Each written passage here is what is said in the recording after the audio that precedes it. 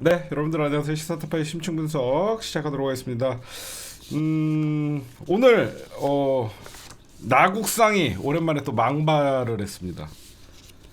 대통령에게 의회 해산권을 부여하자. 의회를 해산할 것을 대통령에게 부여하는 것은 박정희 때 있었던 것이죠. 그렇죠?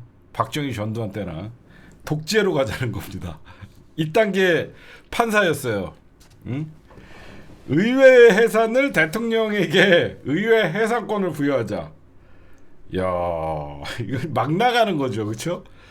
우리가 6월 항쟁의 어떤 그 성과로 대통령 직선제 그리고 국회의원들뿐만 아니라 그 불체포 특권 이런 것들을 그때 다 만든 거거든요.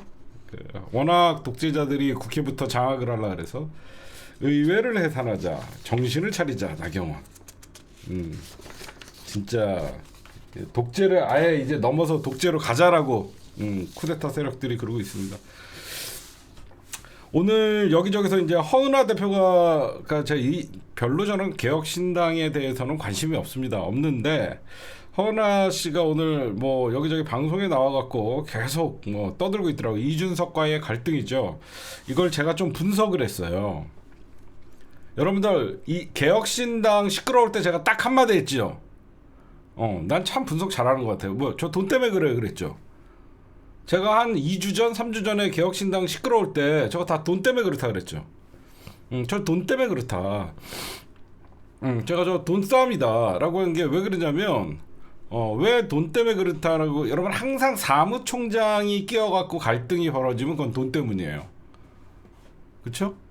사무총장이 끼어갖고 무슨 일이 벌어지면 어떤 정당이든지 사무총장이 그 정당의 그 모든 그 재산 관리를 하거든요.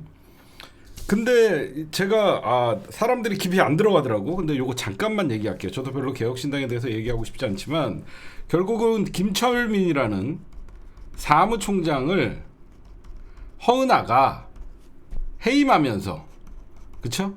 해임하면서 이준석과 갈등이 불거진 거예요. 그쵸? 누가 봐도 김철민은 이준석 사람이야. 근데 허은하가 단순히 이준석 사람이라서 김철민을 날리려고 한 게 아니야. 여기저기서 돈이 새 나가는 거를 눈에 보이니까 이해할 수 없는 지출들이 있으니까 사무총장을 당대표가 바뀌면서, 원래 공당은요 당대표가 바뀌면 사무총장도 바뀌거든요. 근데 사람들이 요까지만 봐. 돈 싸움이다. 그치? 근데 내가 좀 잘 들여다보니까 김철민이 누구냐? 김철근? 김철근이야? 김철민이야? 김철근인가? 이 김철근이 누구냐면 이준석 성상납 사건의 핵심 인물이야. 그치? 이준석 성상납 사건에 그 당시에 검찰에 출석해갖고 진술했던 사람이야. 그러다 보니까 이준석이는 얘한테 내가 보면 뭔가를 잡힌 거야. 그래서 김철민이를 이준석이는 꼭 데리고 있어야 되고, 이준석과 김철민이는 뗄래야 뗄 수 없는 사이란 말이야. 그치? 그래서 어떻게든 이제 허은하는 김철민이를 제거하려고 그랬더니 김철민이가 밖에 있으면 불안한 사람이 누구야? 김철민이가 밖에서 돌아다니면서 불안한 사람은 이준석이란 말이야. 그래서 이준석 입장에서는 김철근이를 반드시 당에 묶어놓고 그 사람을에게 어떤 자리를 주는 게 중요한 거지. 그래서 거기서 갈등이 시작한 거지. 그리고 김철민이는 이준석에게 뭔가를 잡고 있기 때문에 당을 사실상 배임 횡령 이런 것들 문제가 불거졌을 테고. 그래서 제가 돈 싸움이라 그랬잖아. 돈 싸움인데 김철민이가 뭐였더라? 이준석 성상납 사건에 있어서 김철민이가 그 당시에 검찰에 진술해갖고 이준석 편을 들었거든. 그 싸움이다. 이제 여기는 그러면 어떻게 그러면 앞으로 전개가 될 거냐? 이제 개혁신당은 이런 식으로 누구죠? 이준석과 허은하 결국은 허은하도 이준석을 지지하면서 배지를 버리고 나왔던 사람이거든요. 그러면 이준석이의 아킬레스건은 개혁신당이 잡고 있는 거예요. 그게 무슨 말이냐면 이 김철근이라는 자나 이준석이가 하나의 몸뚱이로 같이 이제 개혁신당의 이 당비 사용 내역을 허은하가 이제 캐기 시작했거든요. 그러니까 대선의 발목을 잡는 거는 개혁신당이 되는 거죠. 그러면 개혁신당이 그러니까 이준석이 살기 위해서는 국힘당과 손잡을 가능성이 높아진 거예요. 그렇죠? 응? 제가 볼 때는 이준석이가 이제 허은하가 이준석의 약점을 잡고 당무 감사나 검찰의 수사 의뢰를 할 경우에는 이준석이는 저쪽이랑 붙어갖고 더 큰 세력으로 가서 자기가 살 수 있는 길을 모색할 길이 많죠. 제가 보면 앞으로는 싸움이 그쪽으로 번질 가능성이 많아요. 그 다음에 지금 박현수 경찰국장이 지금 서울경찰청장 거의로 직무 대리로 거의 뭐 발령이 났죠. 인사 발령이.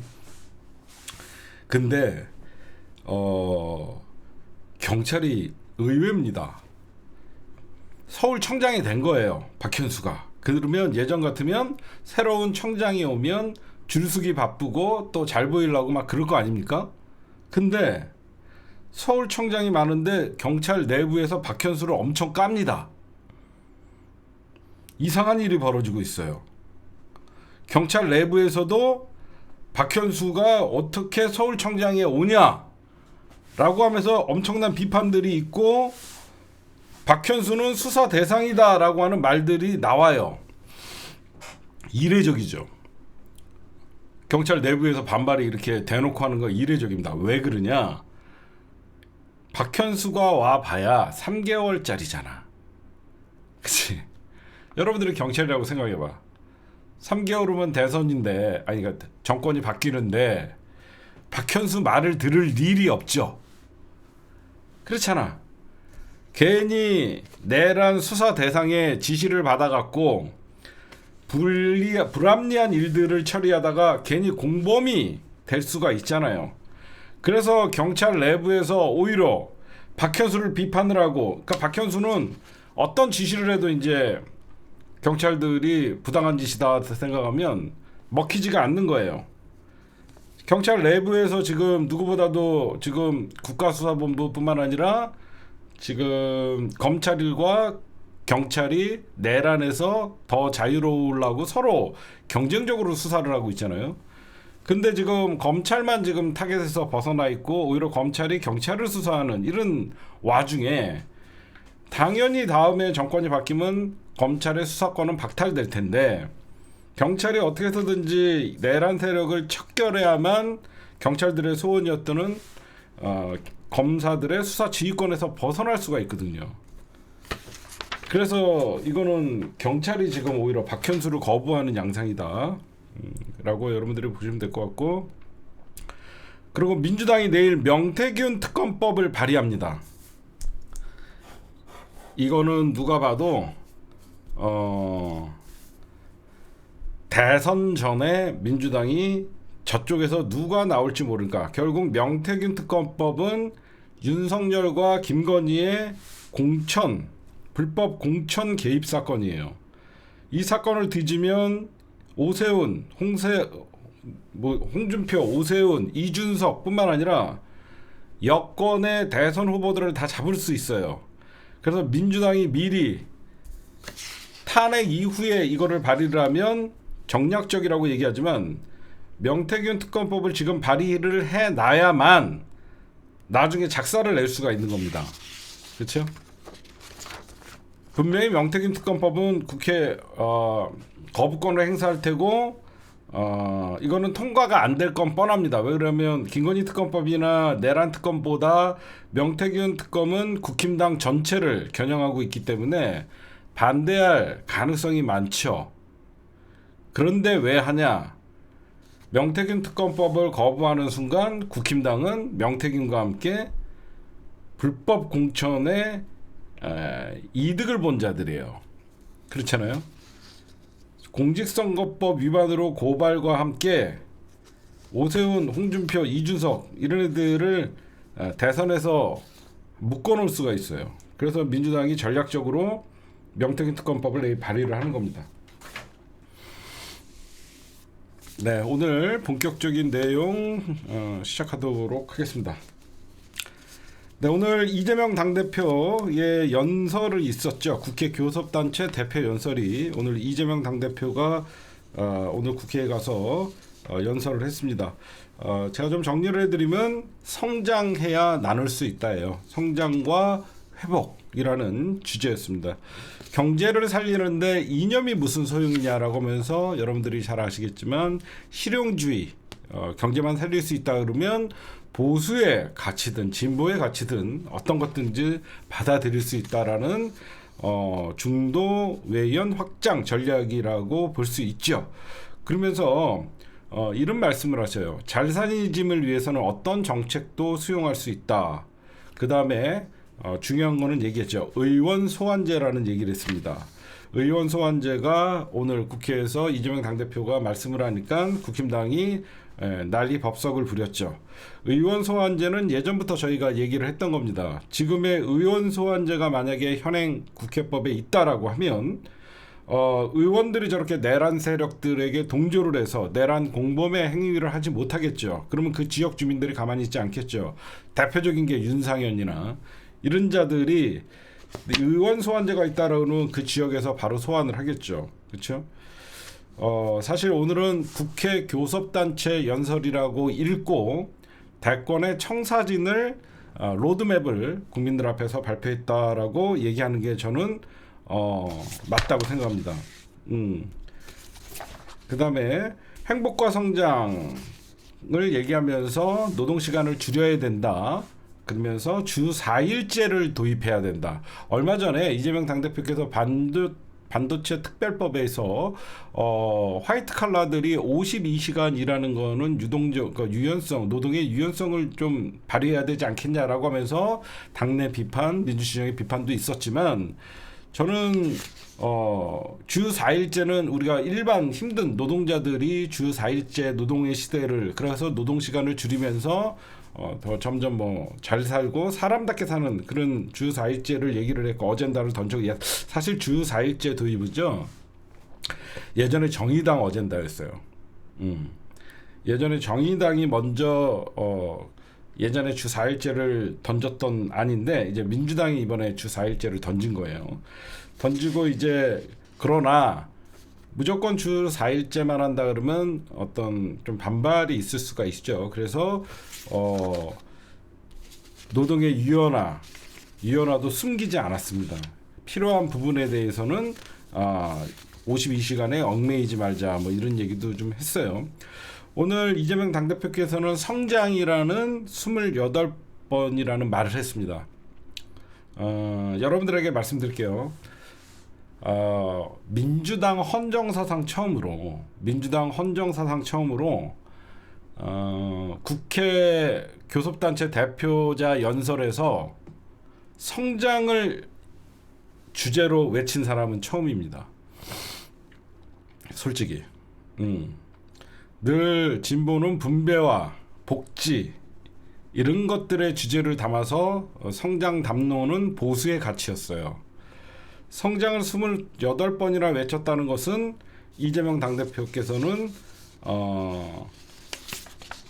누가 봐도 오늘은 대선의 로드맵을 그리는 중도층과 외연 확장을 위한 것이다라고 말씀드릴 수 있고 탈이념의 속도를 내고 있다. 탈이념의 속도를 내고 있는 것이고 그 사회적 대타협을 강조한 부분이 있거든요. 박근혜 정부 이후에도 대한민국이 달라진 게 없다라고 하면서 사회적 대타협을 얘기한 것은요. 이재명의 민주당 그리고 민주당의 대선 후보 이재명이 아니라 범진보의 사회적 시민사회와 진보 연합을 통한 대통령 이미지가 되면 저쪽에서 비판을 하거나 비호감을 악마화시키는 전략이 많이 상쇄될 수 있기 때문에 이재명 당대표께서 사회적 대타협을 강조하신 거예요. 음. 그리고 또 자칫하면 또 우리 진보 진영의 비판이 수위가 높을 수 있기 때문에 주 4일제는 진보 진영의 어젠다고, 기본 사회도 진보 진영의 어젠다고, 흔들리지 않게 지지층 결집의 내용도 담았다. 그다음에 국민소환제라는 얘기를 하니까 여기저기서 이제 개헌을 해야 되는 거 아니냐 이런 얘기들이 나와요. 지금 헌법을 바꿔야지 국민소환제가 가능하지 않냐라고 얘기했는데 이재명 당대표가 국회법을 바꾸면 된다 이렇게 하면서 개헌과는 약간 거리두기를 했다라고 여러분들이 보시면 될 것 같고, 오늘 저겁니다. 잘 살기 위해서는 기존에 있던 진보의 가치, 보수의 가치, 진보는 분배와 복지, 보수는 성장과 뭐 이런 것들 이제 다 좋은 거는 갖다 쓰자. 응? 지금 너무 어렵기 때문에 추경도 해야 된다. 30조. 이렇게 얘기를 하고 있는 대표 연설이었어요. 근데 오늘 이재명 당대표가 이제 대표자 교섭단체 대표 연설을 끝나니까 아니나 다를까 국힘당 이 내란 세력들이 하나같이 이재명 당대표를 비판 일색으로 오늘 일제히 공격을 했는데, 여러분들 원래 1등은 공격받는 거예요. 알겠죠? 이재명 당대표가 유력한 대권 후보가 아니면 공격당하지 않습니다. 그래서 당내 공격 그리고 국힘당의 공격은 너무너무 당연한 거예요. 그러니까 여러분들이 이재명 당대표 막 공격당하고 그러면 너무 속상하지 마세요. 그만큼 유력한 대권 후보니까 뭐든지 1등을 공격하지 저 밑에 있는 하바리들 공격 안 하죠. 그렇죠? 원래 1등을 공격해야지 그 1등을 공격하는 사람들도 언론에서 기사화 시켜주고, 저 하바리 저 이낙연 같은 애들 공격한다 그래갖고 기사 안 써주거든요. 그렇죠? 국힘당이 이낙연 공격해갖고 기사 안 나와요. 이재명 당대표 공격하면 기사 나와요. 그러니까 그렇게 여러분들이 니들 이재명이 무섭구나 그렇게 생각하시면 될 것 같습니다. 오늘 이준석이가 이재명 당대표가 주 4일째 얘기를 했더니 자영업자에겐 날벼락이다 이런 개소리를 했는데요. 이준석이가 이 얘기를 왜 했냐? 오히려 주 4일째를 하면요, 자영업자들의 오히려 장사가 더 잘 됩니다. 이준석이 여의도에 갇혀 있어서 그래요. 얘는 회사 주변의 자영업만 생각하는 거예요. 그쵸? 얘는 회사 주변의 자영업만 생각하니까 사람들이 쉬면 회사 주변에 식당들이나 자영업이 안 될 거라고 생각하는데, 천만의 말씀. 오히려 주 4일째를 하고 여가 시간이 늘어나면요, 사람들의 어떤 외출이 늘어나고 자영업이 더 좋아지는 겁니다. 응? 이거는 여의도에 갇혀 있어서 그래요. 자영업이 늘 회사원들 상대로만 장사하는 사람들이 아니거든요. 그쵸? 당연히 사람들이 시간이 늘어나니까 취미활동, 외식 그런 것들이 늘어나는 거예요. 이 멍청한 놈아. 응? 했냐 안 했냐 너 그나저나. 죄송합니다. 그 다음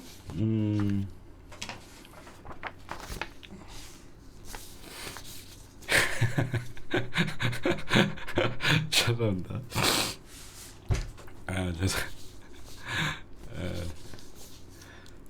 네, 그다음에 오늘 헌재에서 마은혁 재판관의 권한쟁의, 오늘 마지막 그 최상목 대행의 그 변론 기일이 마지막으로 끝났습니다. 오늘로써 이제 마은혁 헌법재판관의 권한쟁의 심판이 끝났습니다. 변론이. 그렇기 때문에 대체 언제 이제 결론이 나올지 몰라요.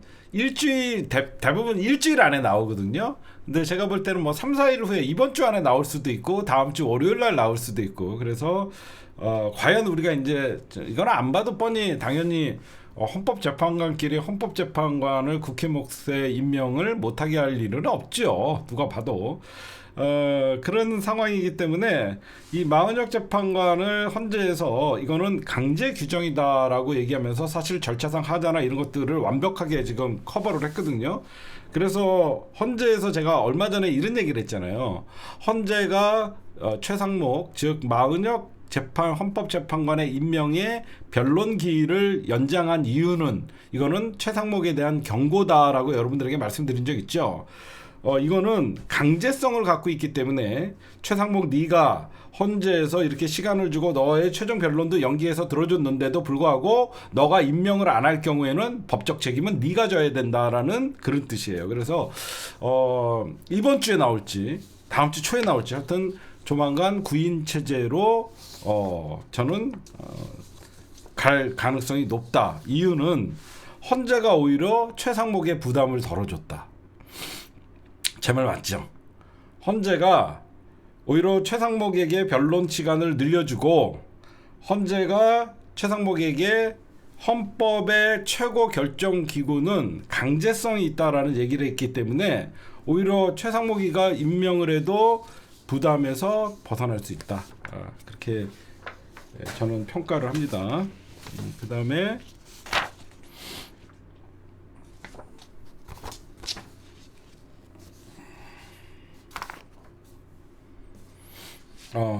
우리 문재인 대통령 얘기하고 국힘당 얘기하고 민주당 얘기부터 하고 넘어갈게요. 제가 오늘 서부지법 폭동이 왜 일어났나를 좀 분석을 했어요. 여러분들에게 듣지 못했던. 네, 오늘 문재인 대통령이 검찰총장 발탁을 두고 두고두고 후회한다. 제가 평소에 정치 비하인드 스토리라고 하면서 여러분들에게 말씀을 드렸던 그 내용이에요. 오늘 스스로 문재인 전 대통령께서 직접 말씀하셨어요. 저는 솔직히 마음이 너무 아팠어요. 저분의 성격을 알기 때문에 그동안 민주진보라고 하는 인간들이 윤석열과 문재인이 한패다. 저는 근데 문재인 대통령이 많은 사람들은 왜 사과 안 하냐라고 하면서 비판도 많이 하고 문재인 대통령을 정말 너무 우리 민주진보 진영 안에서 함부로 욕을 하고, 근데 그렇게 욕하시는 분들의 심정은 충분히 이해를 합니다. 워낙 윤석열이가 개판을 치고 나라를 혼란스럽게 하니까 그 원인으로 문재인 대통령이 왜 윤석열을 중앙지검장에 임명하고 왜 윤석열을 검찰총장으로 임명을 해서 저런 놈을 키워줬냐 이런 원망스러운 말은 할 수가 있어요. 근데 문재인이 적폐니 이런 얘기들은 저는 동의할 수는 없습니다. 근데 이번에 저는 오늘 문재인 대통령이 정말 사과를 하면서 두고두고 후회한다. 이건 정말 속에 있던 말인데, 그 조국 장관님이 윤석열을 검찰총장 발탁할 때도 편이 되어주었는데라고 하면서 제가 평소에 얘기했던 거랑 똑같은 내용이에요. 우리 모두가 속았고 그때 윤석열 검찰총장 후보자들 중에서 윤석열만 검찰총장이 되면 검찰 개혁을 자기는 하겠다라고 하면서 사실상 윤석열이가 문재인 대통령을 속이고 들어왔고 뭐 이런 거는 이미 많은 얘기를 했죠. 저는 오늘 무슨 생각을 했냐면요. 많은 사람들은 문재인 대통령이 사과가 늦었다라고 얘기하시는 분들도 있는데 저는 문재인 대통령이니까 지금이라도 사과를 하는 것이다 라고 말씀드리고 싶어요. 왜 그러냐면 문재인 대통령이 가벼운 사람이거나 평소에 말을 함부로 하는 사람 같으면 진작 사과하고 털고 넘어갔겠지만 오늘의 어떤 문재인 대통령의 한겨레와의 인터뷰에서 사과를 하는 모습을 보면서 굉장히 고뇌와 이번에 절실함을 느꼈어요. 이번에 절실함을 느꼈어요. 이번만큼은 민주당이 정권을 잡기 위해서 본인이 사과라도 해서 어떻게 해서든지 이번에 민주당이 대동단결해서 정권을 잡아야 된다. 이런 저는 느낌을 받았거든요. 왜 그랬냐면 문재인 대통령이 이런 얘기를 해요. 당에 이재명 경쟁자 없다. 지금은 이재명 대표 외에는 경쟁자가 없지 않습니까? 그럴수록 민주당은 확장해야 되고 이렇게 얘기를 했어요. 진짜로. 그래서 오늘 가장 중요한 얘기는 이런 말씀을 하셨어요. 윤석열 정부 탄생 내가 제일 큰 책임이다. 송구스럽다. 여러분들 그동안 문재인 대통령에게 어떤 밉고 아쉽고 그랬던 거 오늘로써 여러분들이 좀 마음의 미움을 좀 덜 하고, 우리가 지금은 정말로 문재인, 이재명 그리고 모든 우리 민주 인사들이 손을 잡고 윤석열 이 내란 쿠데타를 빨리 제압을 하고 새로운 대한민국을 만들기 위해서, 저는 문재인 대통령이 어떻게 보면 민주당의 통합과 포용 이런 것들을 위해서 먼저 그렇게 하신 것 같아요. 그래서 하여튼 여러분들은 이제 문재인 대통령 비판을 좀 그만하셔도 될 것 같고, 얼마나 마음이 아팠겠습니까? 나에게 제일 책임이 있다, 송구스럽다. 하여튼 저 말씀하실 때 되게 마음이 아팠어요. 계엄령이 발동했는데 내가 무엇을 해야 되나, 빨리 민주당에 가갖고 투쟁을 해야 되나, 막 이런 생각을 하셨대. 윤석열이가 계엄령을 발동을 할 때 전직 대통령으로서 빨리 민주당에 가갖고 같이, 전직 대통령은 왜 경호를 받는 사람이니까 지금 싸워야 되나, 어떻게 해야 되나, 뭐 그런 생각을 하셨고, 그리고 하여튼 참 윤석열에게 그 배신당하고 윤석열이가 대통령이 되는 단초를 제공했다는 거에 대해서 굉장히 마음이 아프다.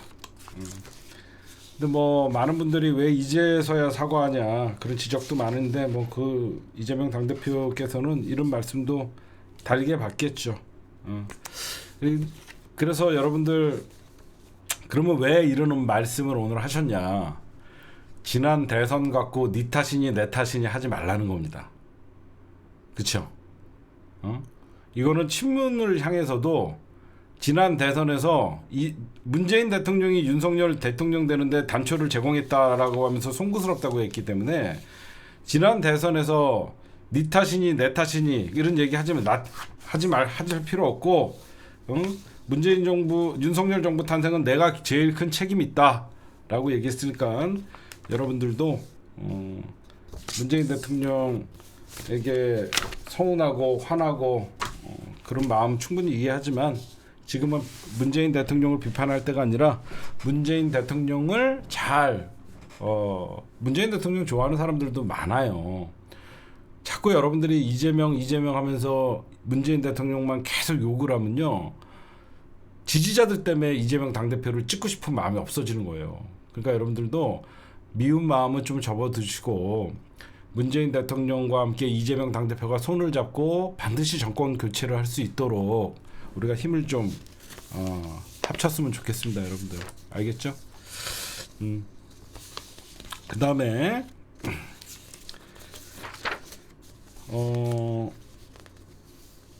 여러분들 선거 때, 즉 이제 장날이 쓴 거예요. 제가 어제 그런 말씀을 했죠. 그랬더니 이제 비명계가 여기저기서 이제 막 떠들기 시작하죠.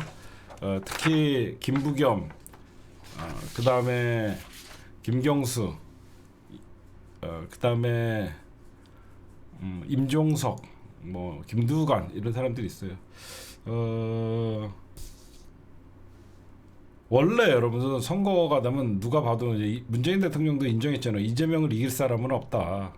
그럼 이미 제가 여러분들 그저께인가요? 어저께 심층분석한 거 들으신 분들이 있어요? 이제는 비주류들, 즉 과거의 친문 정치인들도 이재명 당대표를 인정하는 분위기다. 그 얘기했던 거 여러분들 기억하세요?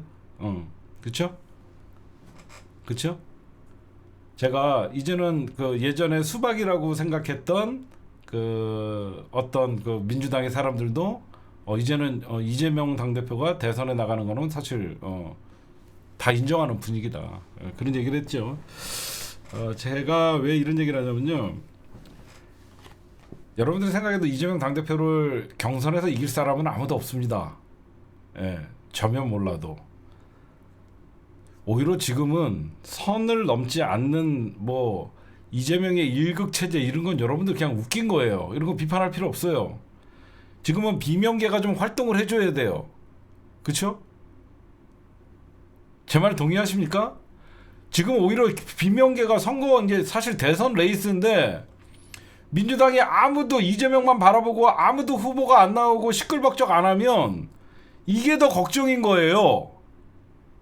오히려 비명계가 좀 나와갖고 이재명도 우리도 좀 안아달라, 포옹해달라, 이재명의 일극체제 비판한다 이런 말도 막 나오고 공방도 오가고 막 그래야 돼요.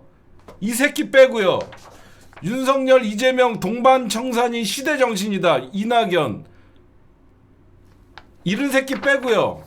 이낙연 네가 정계 은퇴하는 게 시대정신이야. 이 새끼 빼고요. 얘는 용서가 안 되는 새끼예요. 그쵸? 지 지지자들이 윤석열 뽑는데도 강 건너 불구경하고 있던 놈이에요. 응? 이낙연이 정계 은퇴하고 영원히 사라지는 게 시대정신입니다. 응? 그리고 이런 얘기 좀 해주고 싶어요.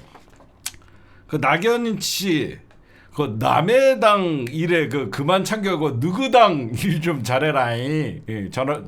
전라도 말로 그 남의 당 일에 신경 끄고 누구 당 그 지지율 0.1% 나오는 누구 당 그 신경이나 좀 써라. 의석도 하나도 없고 언제적 호남하고 앉아있냐. 누구 당 일이나 잘해라. 알겠지? 왜 남의 당 일에 이렇게 신경을 쓰고 그러냐. 나쁜 놈이에요. 윤석열과 이재명을 동급 취급하고는 이 자체가 나쁜 놈이에요. 제가 여러분들 오늘 왜 이런 말씀을 드리냐면요.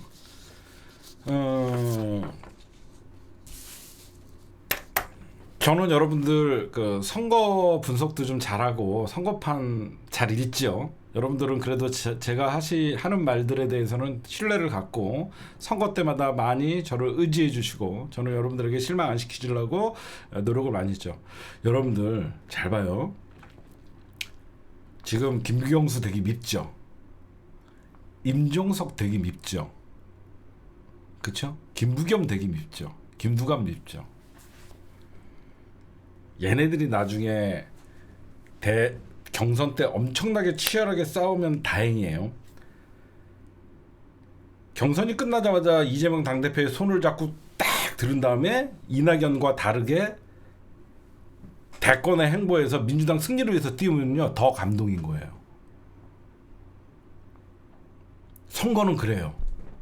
치열하게 싸우던 사람이 언제 그랬냐는 듯이 패배를 인정을 하고 손을 딱 들어주고 자기 선거같이 띄워주면요 그게 훨씬 더 감동적인 거예요. 그쵸? 진짜 감동적인 거예요. 그게 제가 여러분들에게 왜 이런 말씀을 드리냐. 어차피 쟤는 이재명 지지할 거야 이게 아니라 진짜 죽일 듯이 싸우다가 이재명으로 정권 교체해야 된다. 민주당의 희망이다. 이런 얘기를 하는 순간 그때는 이제 감동이 오는 거예요. 근데 여러분들이 저는 민주당 친문계나 지금 이재명이나 다 꿰뚫어 보고 있죠. 뭘 조심해야 되냐면 비명계 즉 비주류라 그래서 전부 여러분들이 이낙연 취급하면 안 돼요. 이낙연은 죽일 놈이에요. 지난 대선에서 했던 짓 보면 용서가 안 돼요. 근데 김경수나 임종석이나 뭐 이재명의 일극 체제를 피해 이런 사람들은요 다 민주당 도울 사람들이에요. 응? 무슨 말씀인지 아시겠어요? 여러분들이 몰라서 그래요. 지금은 감동이 안 올 것 같죠? 여러분들 지금은 감동이 안 올 것 같죠? 제 말이 거짓말인 거 보세요. 왜 그러냐면 적어도 이낙연이 같이 진영을 벗어나갖고 정권을 넘겨주는 것 같은 행보를 절대 하지 않습니다. 김경수나 임종석 적어도 친문 이번에 그 비판을 하면서 나왔던 사람들은요 다 이재명 당대표 인정해요. 제가 어제 취재를 좀 했어요. 김경수 지사랑 이재명 당대표랑 전화통화도 하고 잘 지냅니다. 진짜로. 김경수 지사랑 이재명 당대표랑 전화통화도 하고 잘 지내요. 응? 진짜로요. 여러분들 진짜 민주당은 늘 그래서 이겼었어요. 응? 그 제가 여러분들에게 중요하게 말씀드리고 싶은 거는 이번에 저는 이번에는 그 누가 떠들어도 여러분들 걱정도 하지 마세요. 당내 선거에서 이재명을 이길 사람은 아무도 없어요. 이거는 말 안 해도 여러분들이 다 알아요. 그 대신 제가 한 가지 걱정되는 걸 하나만 얘기해 줄게요. 저는 김경수가 대권 후보에 나왔으면 좋겠어요. 그래서 어떻게 해서든지 경선을 치르고 이재명 당대표에게 뭐 요구할 거 요구하고 패배를 나중에 받아들이고 같이 선거운동 PK 지역에서 같이 뛰어주고 그런 모습을 보고 싶어요. 임종석도 걱정 안 해요. 임종석도 DNA가 저쪽 애들이랑은 완전 다른 애들 저는 걱정 안 해요. 누가 걱정되냐면 저는 김부겸이가 의심스러워요. 왜 그러냐면 제가 이거 저번에 잠깐 얘기하다가 마른 거 있죠. 잠깐 얘기했던 거 기억나세요? 여러분들 잠깐 김동연이는 까미 안 되고 김부겸이가 왜 여러분들 제가 걱정이 되냐면 김부겸이가 지금 마지막이라고 생각하고 반윤 반명 세력을 모아갖고 신당을 만든다는 소리가 좀 있어요. 그 제가 외신 기자 얘기한 적 있죠. 지금 반윤 반명 세력들을 사실상 모아갖고 새로운 세력을 만들려고 한다는 소리가 있는데 저는 아니길 바랍니다. 진짜로 저는 아니길 바래요. 그렇게 되면 이제 문제가 심각하죠. 그렇죠? 만약에 민주당에서 탈당을 해서 새로운 세력을 하면서 제3당을 만들어서 대권 후보에 도전한다 그러면 그때는 심각해지는 거예요. 제가 2주 전에 얘기했나요? 외신 기자들이나 지금 저쪽에서는 국힘당 대선 후보가 김부겸이라는 소리가 있고 김부겸이가 제3당의 대권 후보로 나와서 의원 내각제를 주장한 분권형 대통령제를 주장할 가능성이 있다라는 얘기도 있는데 설마 저는 그래도 아직까지는 의심의 눈초리를 접지 않고 있지만 아직까지는 의심의 눈초리를 접고 있지 않지만 설마 민주당을 버리고 제3당을 차릴까? 저도 아직까지는 의심의 눈을 보는데 지금 그런 소리가 있어요. 계속 그러니까 김경수는 민주당을 복당한 사람이라서 민주당에서 나갈 일이 없습니다. 문재인 대통령과 했던 친문 세력들은. 근데 사실 김부겸은 친문도 아니었어요. 김부겸은 오히려 반문 세력이었어요. 예전부터 친문도 아니었고 오히려 반문 세력이었거든요. 근데 제가 요즘 여기저기서 들리는 소리가 윤석열 친윤의 반대 저쪽에서도 이제 비윤계와 반면계를 통합을 해서 신당 창당을 생각한다라는 얘기들도 나옵니다. 그거는 죽는 길이다라고 그것만 알면 될 것 같고 그 다음에 김경수 지사가 요즘 밥을 안 먹어도 배가 부른다고 합니다. 욕을 하도 먹어서 밥을 안 먹어도 배가 부른다라는 얘기들을 많이 합니다. 분명한 건요. 이재명 당대표께서 지금 김경수뿐만 아니라 외연 확장을 위해서 연락하고 계속 잘 연대하고 있어요. 진짜로. 그러니까 김경수는 걱정 안 해도 돼요. 김경수 걱정 안 해도 되고 고민정 이런 애들 걱정 안 해도 되고 임종석 이런 애들 걱정 안 해도 저는 김부겸만 쳐다보고 있을 거예요. 제 안테나가에 김부겸이 이상한 조짐이 좀 포착이 됐기 때문에 얘네들이 뭐라고 해도 여러분들 그냥 원래 좀 비명계들이 떠들어줘야지 선거판 냄새도 나고 그러니까 오히려 당 입장이나 이재명 당대표 입장에서는 더 필요할 수도 있다. 그렇게 여러분들이 좀 봐주시면 될 것 같고 오늘 이낙연이의 망발 광주 민주당 후보 바꿔야 한다고 요구해야 뭔 말인가 했어. 광주에서 민주당 후보 바꿔야 된다고 요구하래. 아마 광주에서 너 정계 은퇴하라고 요구하는 게 더 많을걸? 응? 이 미친 남의 당 일에 무슨 후보를 바꾸니 많이 응? 뭐 이런 소리를 하냐고. 응? 야 길어 뭐 똑같은 거를 응?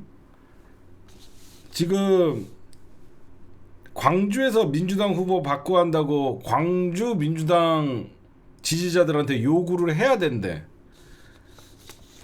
은퇴나 해라. 느그당이나 챙겨라.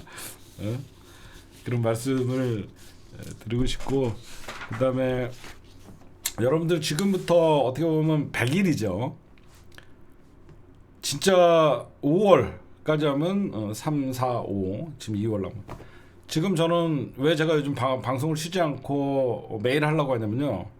저는 앞으로의 100일이 여러분들이나 나나 정신 똑바로 차려야 돼요. 여러분들 그냥 요즘 뭐 유튜브 보고 그렇게 다니지만 밥가리 하러 다니세요. 100일 쟤네들은 지금 대선 행보를 못하죠. 지금 민주당 지지자들은 밥가리 하러 다녀야 돼요. 앞으로의 100일이 대한민국의 미래에 어떤 운명이 달려 있습니다. 그쵸? 여러분들 진짜 100일 3달 금방 가요. 평소에 여러분들이 국힘당 지지자라고 생각하는 여러분들 주변의 지인들이나 특히 강원도, 충북, 그 다음에 우리가 약한 지역에 사는 친구들 누구 있나 여러분들이 휴대폰 열어보시고 아직 100일이 남았다고 너무 여유 부리지 마시고 어떻게든지 그 사람들한테 윤석열 이 친위 쿠데타 내란 사범에 대해서 이 국힘당의 몇몇 다 보여드리고 진짜 앞으로 100일이 국가의 운명을 결정지을 것이고 앞으로 우리가 웃으면서 살 수 있을지 정말 저는 만약에 이런 쿠데타가 일어났는데도 군사 행동을 해갖고 나라를 이렇게 쑥대밭을 만들었는데도 이번에 우리가 나쁜 결과가 온다 그러면 저는 못 견딜 것 같아요. 전 못 견딜 것 같아요. 제 방송을 듣는 지금 8,000분 정도가 나라도 지금 저 친구는 약간 국힘당 좋아했는데 요즘은 어떤지 한번 떠보기라도 하고 진짜 앞으로 100일 진짜 중요합니다, 여러분들. 그렇죠? 정말 100일 중요해요. 하여튼 이런 말씀을 두고 하여튼 저는 그래요. 오늘 문재인 대통령 사과 늦었다고 생각하시는 분들도 있겠지만 정확히 얘기하면 지난 대선의 패배를 네 탓이오 내 탓이오 하지 말아라. 내 탓이다라고 하는 거의 메시지다. 그렇죠? 모두가 내 탓이다라고 하면서 이제는 반드시 윤석열 정부 심판하기 위해서는 이재명 당대표 당의 이재명 경쟁자가 없다. 그럴수록 확장해야 된다. 윤석열 정부 내가 제일 큰 책임 송구스럽다. 이걸로 여태까지 여러분들 방송만 키면 문재인 대통령 욕하던 사람들 그만 좀 자중해 주시고 문재인 대통령을 지지하는 사람들도 분명히 민주당 지지자들이고 그러니까 이제는 우리가 어떻게 해서든지 이 위기에 서로 손잡고 결국은 바다에서 같이 만날 수 있도록 여러분들 마음이 와닿지 않으면 조금씩 마음을 여세요.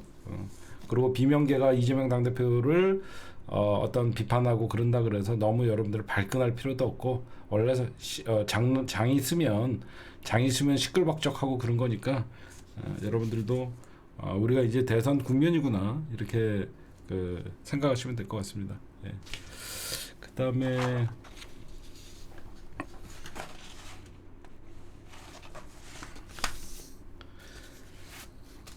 제가 어제요 밤에 심층 분석을 좀 했어요. 뭐 했냐? 왜 이런 현상이 벌어지나? 이상하잖아. 내란을 일으켰는데 갑자기 극우들이 팽배하고 난리가 나고 법원을 때려부시고 이 나라가 이게 어떻게 돼가는 건가 하면서 왜 이러지? 뭐 그러다 보니 뭐 보수의 트라우마, 박근혜 탄핵 트라우마가 있어서 그렇다 이런 얘기도 있지만 오늘 일단 국힘당 얘기를 좀 하면요. 지금 사실상 용산에서 집무실을 서울구치소로 옮긴 것 같이 골수 친윤들 김기현이나 추경호, 이철규 내란범들이 면회를 갔다 옵니다. 이거는 왜 그러냐면 전현직 지도부가 계속 왔다 갔다 하면서 연일 옥중 메시지를 전달하고 있어요. 그러니까 내란 공범이라고 얘기를 하는 겁니다. 그럼 왜 이런 그 일들이 벌어지냐? 윤석열이가 박근혜 탄핵 트라우마를 이용해서 국힘의원들을 사실상 인질로 잡은 거예요. 저는 그렇게 봐요. 그렇죠?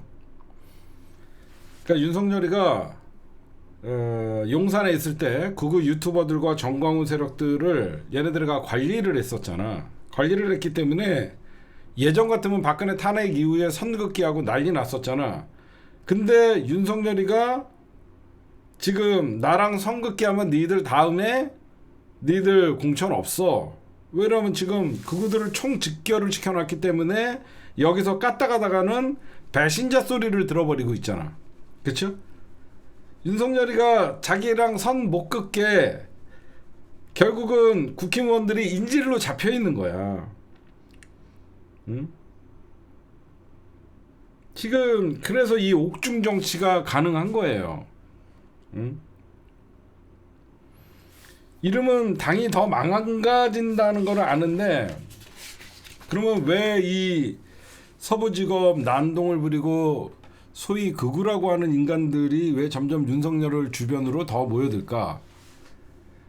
윤석열이 살아나야지 얘네들이 윤석열이 사면해 주거든요. 이번에 구속된 애들. 지금 서부지법 폭도들 76명 중에 절반이 20, 30대 자영업자 무직자고 대부분 다 여러분들 구속이 됐다고 합니다.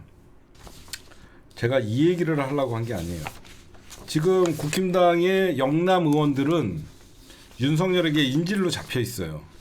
그러니까 이게 연결고리를 끊지 못하는 거예요. 얘네들은 대통령 선거는 넘어가더라도 국회의원 선거는 지키고 싶어하는 인간들이거든요.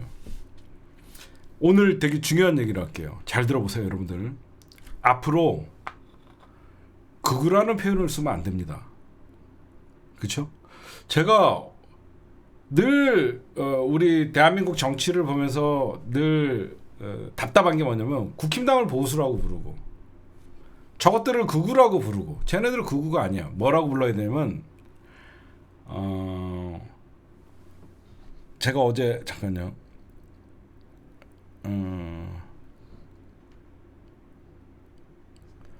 여러분들 우리가 까먹고 있던 용어였어요. 반사회적 세력.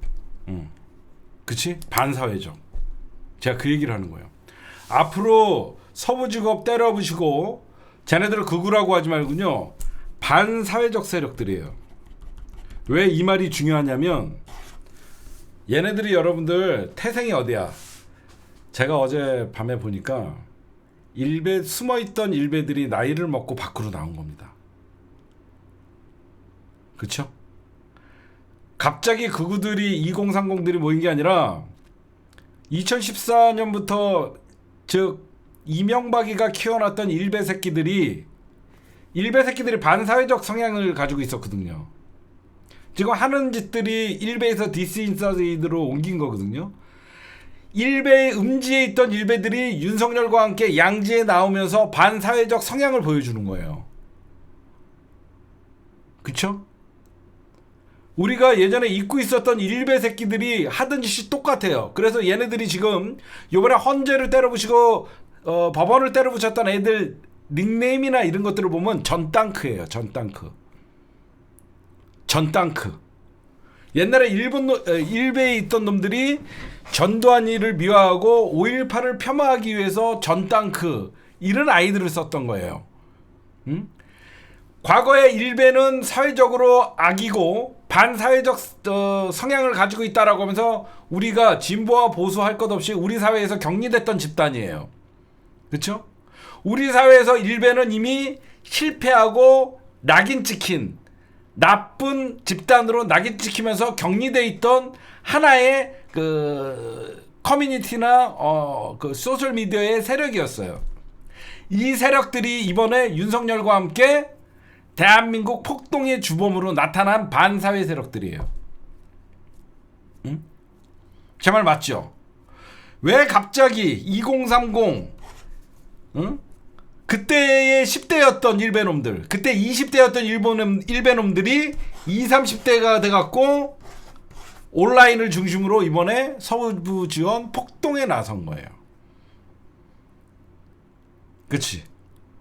2014년 세월호 참사 때 그 인간 이하의 폭식 투쟁을 하고 그랬던 10대 중고등학생 새끼들과 20대 새끼들이 지금 30대가 돼갖고 10년 후에 30대가 돼갖고 이 새끼들이 나타났고, 그때의 10대에 있던 놈들이 20대가 돼서 나타난 거죠.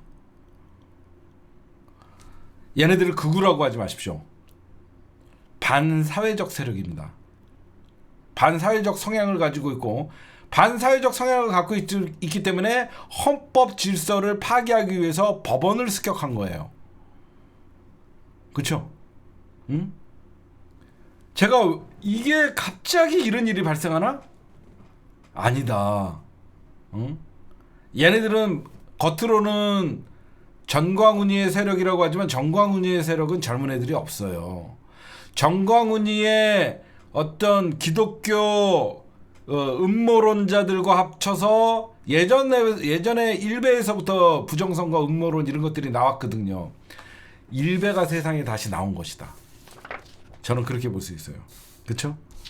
우리가 사람들이 자꾸 폭력화된 극우들이라고 얘기하고 청년들이 열렸다라고 얘기하면서 이게 엉뚱한 데다가 잡는데, 이미 얘네들은 폭력적이었고 반사회적인 인격을 갖고 있던 인격 장애자들이었어요.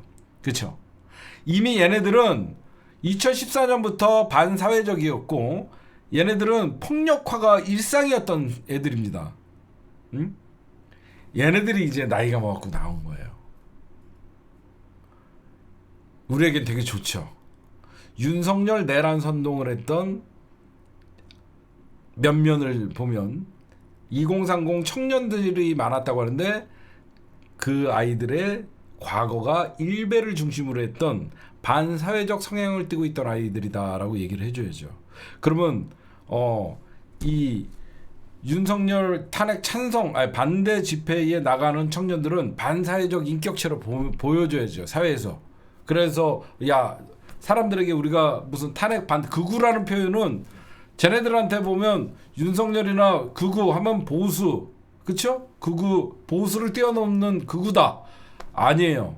얘는 진보와 보수할 것 없는 인간들이에요. 이것들은 그냥 반사회적 인격 장애를 갖고 있는 놈들이에요. 응? 그러니까 여러분들이, 우리가 반드시 얘네들을 반사회적인 인격 장애를 갖고 있는 반사회적 인간들이라고 반드시 우리가 규정을 해줘야 돼요. 정상적인 사고를 갖고 있는 애들이 법원을 때려부술 수는 없거든요. 그렇죠?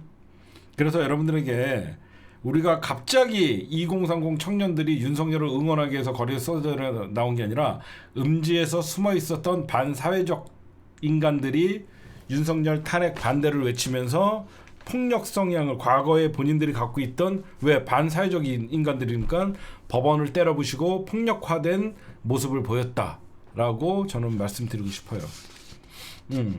그러니까 이런 반사회적 인격을 갖고 있는 일베들을 광장에 나오게끔 한 게 바로 윤석열입니다. 그쵸? 윤석열이가 그러잖아요. 젊은 청년들 잘 돌봐달라. 일베들 잘 관리해달라야. 응? 대한민국의 보수의 가치, 이런 왜 그러냐면, 야, 보수는 헌법 준수가 가장 큰 덕목인데 어떻게 보수가 법원을 때려부시지? 가만히 생각했더니 얘네들은 진보와 보수가 중요한 게 아니라 반사회적 인간들이에요.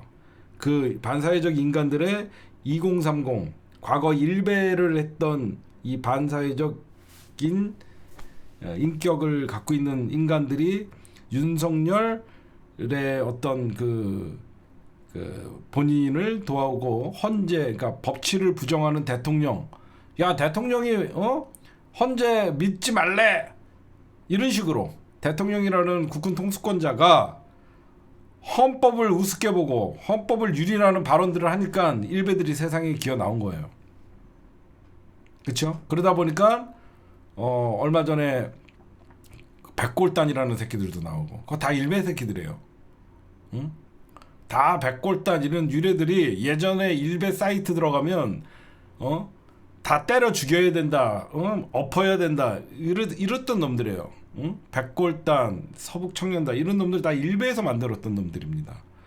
그리고 여러분들은 앞으로 우리가 이 폭력화된 극우 청년들이라고 얘기하지 말고 일베가 세상에 윤석열이 헌법과 법치를 무시하는 걸 보면서 반사회적인 일베들이 음지에서 양지로 나왔다. 저는 그렇게 봐야 된다고 생각해요. 여러분들 동의하시죠? 그렇죠? 이거 어서 많이 보던 시츄레이션이야. 2014년에 아이를 잃은 부모들 앞에서 폭식 햄버거를 처먹고 피자를 처먹는 새끼가 정상적인 사고를 갖고 있는 새끼들이 아니란 말이야. 그런 새끼들이 이제 10대에서 20대가 되고 20대가 30대가 되면서 이 새끼들이 서부 지원을 법원도 폭력적으로 때려부셔도 된다라는 이런 반사회적 인격을 갖고 있는 새끼들이 모인 거예요. 그렇죠? 얘네들은 예전부터 그랬어요. 응?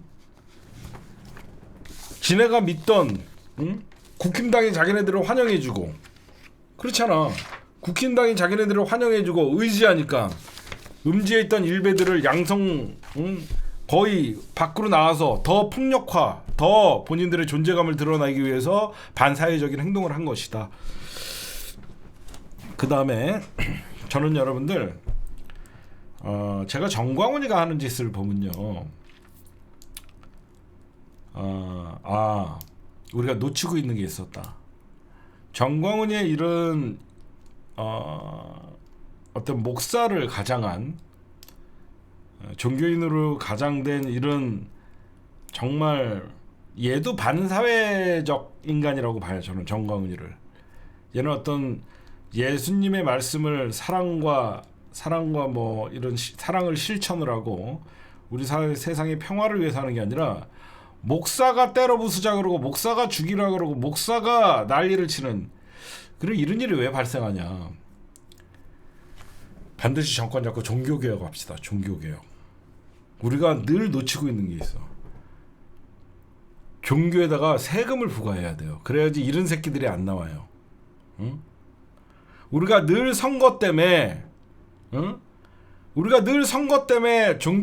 종교개혁 자체 종교개혁 딴 거 없어요.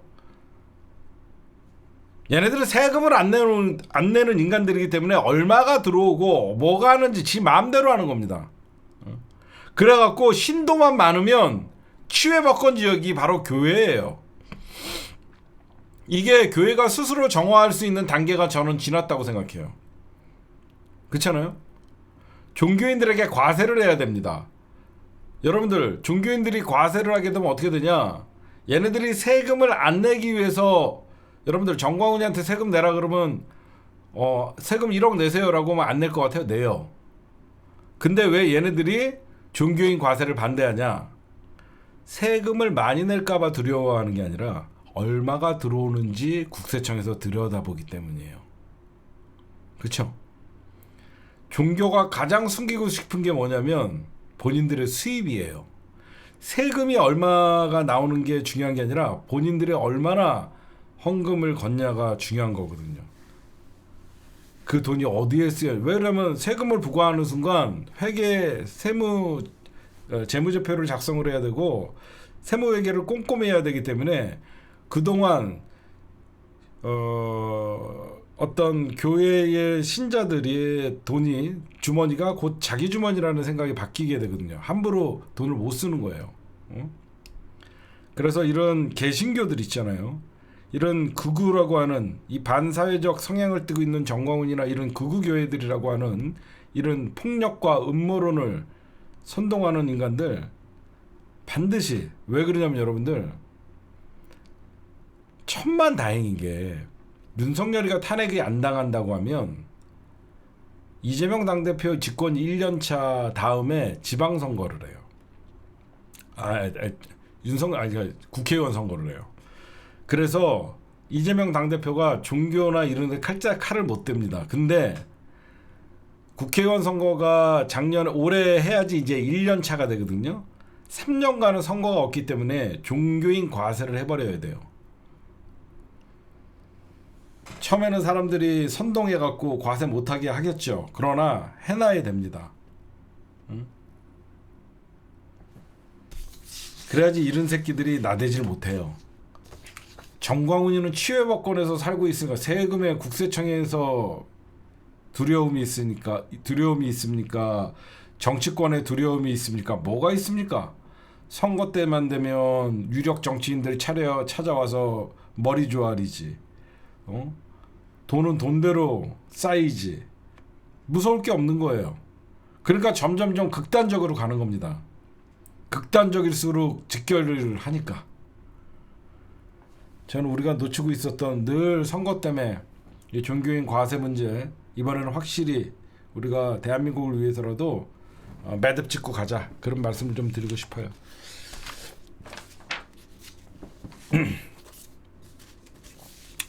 이거 서부지법 난임 난동 63명 재판행 안 봐도 뻔합니다. 아까 얘기했던 과거 일베 출신들이나 일베 성향을 띤 반사회적 인간들이고, 이번에 얘네들 뿌리 뽑아야지. 63명이 재판을 갔다라고 합니다. 그리고 마지막으로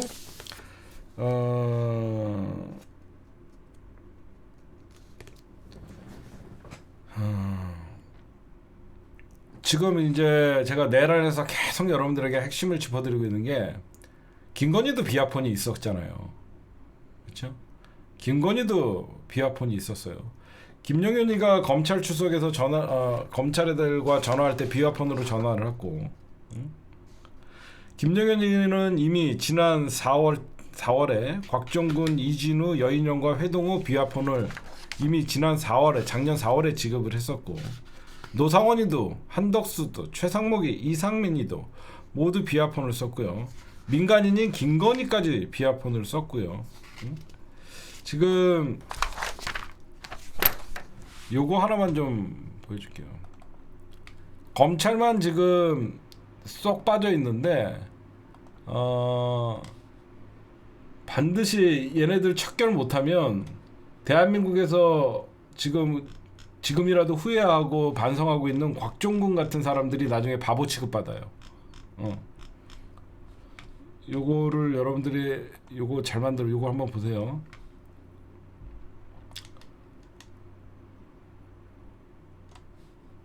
여러분 되게 중요한 표입니다. 이거 한번 보여드릴게요.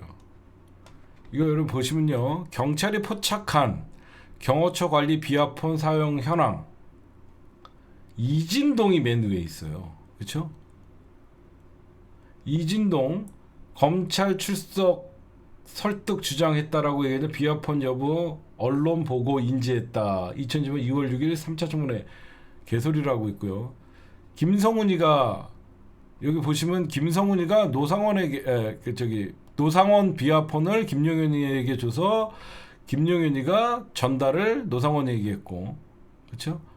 이 노상원이는 이 비하폰을 가지고 민간인 신분임에도 불구하고 4일 계엄 해제 이후 반납을 했다라고 하지만 국방부 혁신기획관에게 전달을 하고 반납을 했다고 하고, 김용현이는 자기 비하폰으로 이진동에게 전화를 하고, 이 김용현이는 경호처에서 뭐 반납을 했다라고 하고, 여기서 빠진 게 있죠.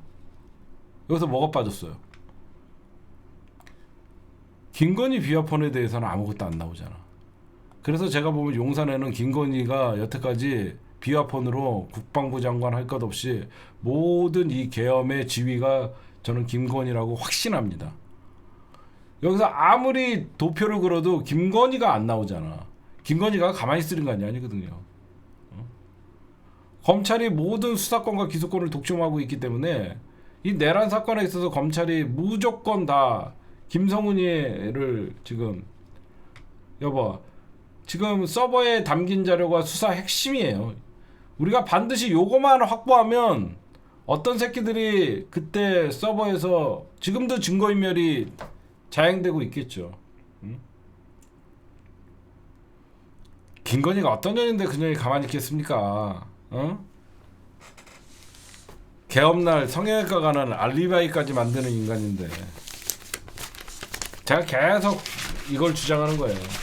검찰이 김성훈과 이광호의 체포영장을 기각하는 이유는 제가 제일 먼저 얘기했잖아요. 저 서버다. 저 서버에는 검찰이 숨기고 싶어하는 자료가 어마어마하게 있기 때문이다. 그런 말씀을 좀 드렸죠. 검찰이 밖으로 나오면 안 되는 자기들의 검찰들의 이름들이나 자기네들의 명단들이 있기 때문에, 통화 내역이 있기 때문에, 누구랑? 김건희랑. 하여튼 오늘 제가 우리 문재인 대통령 사과, 저는 개인적으로 문재인 대통령도 되게 절실하구나. 대선을 앞두고 우리 지지자들을 통합하기 위해서 사과하고 머리 숙이는 것들을 보면서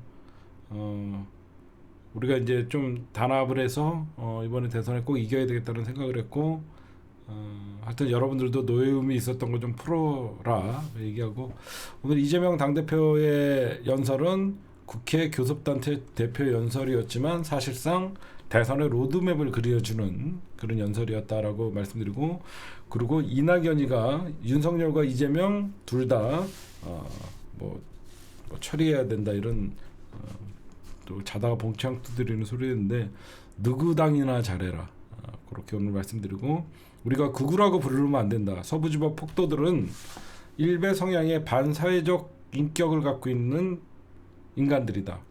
그래서 2030 윤석열 탄핵에 찬성하는 애들은 일베 이렇게 낙인을 찍어줘야 된다.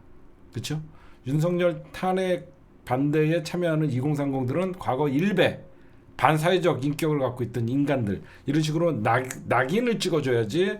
예전에 우리가 일베가 사회적 악으로 자연스럽게 우리가 쓰레기통으로 우리가 보냈듯이 계속 우리가 얘기를 해야 된다. 뭐 보수니 극우니 이렇게 표현을 쓰면 안 되고, 반사회적 인간들이 윤석열 탄핵을 반대하고 있다. 이렇게 여러분들이 계속 이거를 좀 주입을 해야 된다라고 얘기를 말씀드립니다.